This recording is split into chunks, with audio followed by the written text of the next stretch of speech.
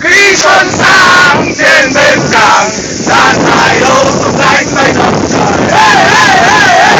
Đảng của ta quy đón bằng thiên hàng, những chiến hàng ngàn năm xa xôi, những chiến hàng Việt Nam gửi đi muôn nơi. Đuổi thanh xuân Việt Nam với bến cảng, chiến đấu nơi đây bao ngày đêm, nghe sóng vỗ lên mang chiều lên.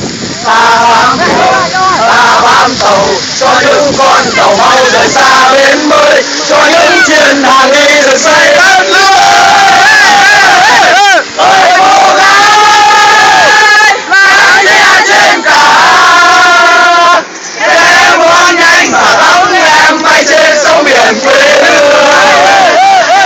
Anh công nhân quốc tế ta mang vào tân thép như dung xin Việt Đồng vai